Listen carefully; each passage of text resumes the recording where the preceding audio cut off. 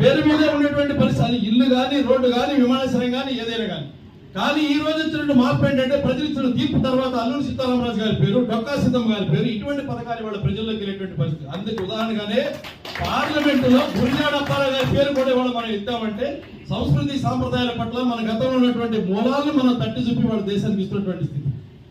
మన మీద ఉన్నటువంటి బాధ్యత ఏ యొక్క పథకాలు అయితే కళ్ళ ముందు కనపడుతున్నట్టు రోడ్లు, ఆనాడు అటల్ బిహారీ వాజ్పేయి గారు ఇచ్చినటువంటి గోల్డెన్ క్వార్టర్ లైన్, స్వర్ణ చతుర్భుజి, నాడు పెద్దలు వెంకయ్యనాయుడు గారు ఏదైతే కేంద్రంలో ఉన్నారో వారు ఇచ్చినటువంటి అర్బన్ మినిస్టర్ ఇచ్చినటువంటి నిధులు, ఆయనే పట్టాభివృద్ధి శాఖ మంత్రిగా ఉండగా ఇచ్చినటువంటి ఇళ్లు, ఆయనే పట్టాభివృద్ధి శాఖ మంత్రిగా ఉండగా అమరావతి రాజధానికి వితౌట్ డిపిఆర్, ఎటువంటి కాగితం లేకుండా 1000 కోట్ల రూపాయలు ఇచ్చినటువంటి నాటి పద్ధతి ఏదైతే ఉందో ఇవాళ దాని ఫలితాలు ఇవాళ మనం అనుభవిస్తా ఉన్నాం. చేసినటువంటి మంచి మన కళ్ళ ముందు కనపడుతుంది. అందుకని అంటారు ప్రజలు ఎప్పుడు అమాయకులు కాదు, సమయం కోసం ఎదురు చూస్తారు. సమయం వచ్చినప్పుడు సరైన సమాధానం చెప్పగలిగే శక్తి ప్రజాస్వామ్యంలో ప్రజలు ఇచ్చేటువంటి ఓటుకు మాత్రం ఉందనేటువంటి సాక్ష్యం మనకు గెలిచినటువంటి ఎన్డీఏ కూటమి యొక్క లక్ష్యం నెరవేరేటువంటి స్థితి.